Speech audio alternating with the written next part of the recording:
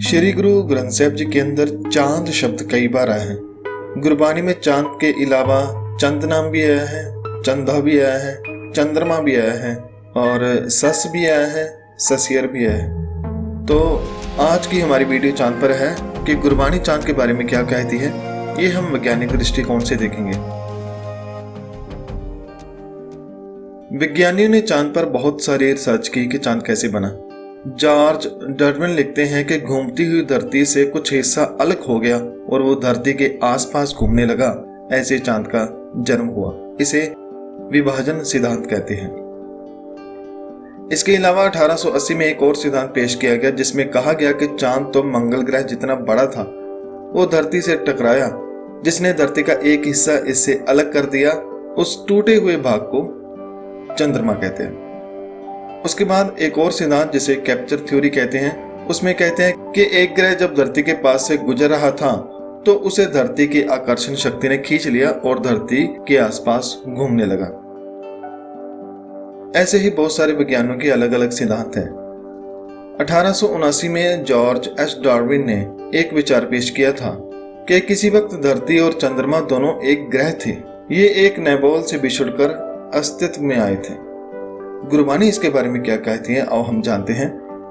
गुरबानी में गुरु साहब ने जो सिद्धांत दिया उसमें बताया गया कि चांद और सूरज दोनों एक साथ बने हैं। गुरु साहब फरमाते हैं कि सुनो चांद सूरज गए नारे, तिसकी जोत त्रिभुवन सारे। गुरु साहब फरमाते हैं कि मालिक ने खुद से, यानी जब सृष्टि का जन्म हुआ, उसमें चांद और सूरज भी बना डाले। गुरु साहब एक जगह और चांद के बारे में लिखते हैं कि चांद सूरज दोए साथ चलाए, कि मालिक ने चांद और सूरज को साथ में चलाया, एक साथ चलाया। चांद के बारे में गुरबानी में और भी फरमान है, जैसे पहले दुनिया मानती थी कि चांद तो केवल एक ही है, मगर वैज्ञानिक गैलीलियो ने 1610 में खोज की जिसमें पता लगा कि जुपिटर जो ग्रह है, जिसको हम बृहस्पति ग्रह कहते हैं, उसके इर्द गिर्द 4 चांद चक्कर लगाते हैं। लेकिन उससे भी पहले साहिब श्री गुरु नानक साहब जी ने अपनी वाणी में ये बात दर्ज की कि इस धरती के चांद के अलावा इस ब्रह्मांड में और भी अनेकों ही चांद हैं। अनिक सूर ससियार निखयात, ससियार यानी चांद, अनेकों ही चांद इस सृष्टि में मौजूद हैं जो ग्रहों के चक्कर लगाते हैं।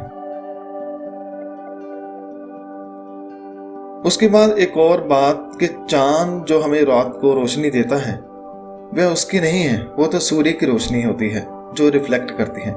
यही बात को गुरु नानक जी ने भी कहा, लेकिन उससे पहले और भी कई संतों भक्तों ने कई सौ साल पहले इस बात को कहा था, लेकिन वैज्ञानिक तौर पर पहली बार गैलीलियो ने इसकी खोज की। संगत जी, गुरबानी में चांद की रोशनी के बारे में बहुत कुछ लिखा है, पर मैं बता दूं कि वहां पर वैज्ञानिक दृष्टिकोण से नहीं लिखा। श्री गुरु ग्रंथ साहिब जी में ज्यादातर जो शब्द हैं हमारे मन के बारे में हैं, मगर गुरु साहब हमें जब उदाहरणें दे दे कर समझाते हैं तो उसमें चांद सूरज तारों का जिक्र तो होता है, लेकिन वो उनकी बात नहीं होती, वो बात होती है हमारे लिए। गुरु साहब हमारे मन को समझाते हैं ताकि हम किसी तरीके सच की तरफ चल पड़े, रब की तरफ चल पड़े, एक सच्चे इंसान बनने की तरफ चल पड़े। खैर, चांद की रोशनी के बारे में गुरु साहब क्या फरमाते हैं, आइए गुरबानी में से समझते हैं। सस घर सूर वसै मिटे अंधियारा, कि जब सस यानी चंद्रमा के घर या सूर यानी सूर्य आ बसता है, यानी जब सूरज की रोशनी चांद पर आती है तो फिर अंधेरा दूर हो जाता है, फिर चंद्रमा की रोशनी अंधेरे को दूर करती है। इसी तरह एक और जगह गुरु साहब फरमाते हैं कि चंद सूरज दोए दीपक राखे, सस कर सूर समाएदा। गुरु साहब फरमाते हैं कि चांद और सूरज दोनों ही रोशनी देते हैं, मगर चांद की रोशनी उसकी अपनी नहीं है। सस कर सूर समाएदा, सूर्य की किरणें जब चंद्रमा पर जाती हैं तब वह रोशनी करता है।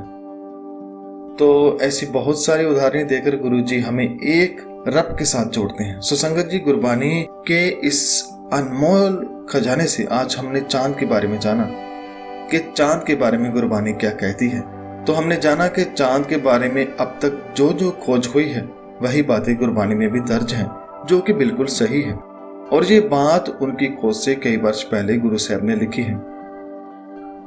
संगत जी, गुरबानी में बहुत कुछ है, जैसे ब्रह्मांड के बारे में, मन के बारे में, फूलों के बारे में, पेड़ों के बारे में, रंगों के बारे में, देशों के बारे में। इसमें बहुत सारे खजाने भरे पड़े हैं। ये एक खजाना है जिसे हमने खोजना है। और संगत जी, ये एक ऐसा भी खजाना है जिसमें हजारों लाखों हीरे जवाहरात गुणों के रूप में पड़े हुए हैं। आप सभी को गुरु ने मौका दिया है, आप उसे पढ़ें और उसको खोजें, आनंद लें। जो खोजता है वो उसे पा लेता है। धन्यवाद। वाहिगुरु जी का खालसा, वाहिगुरु जी की फतेह।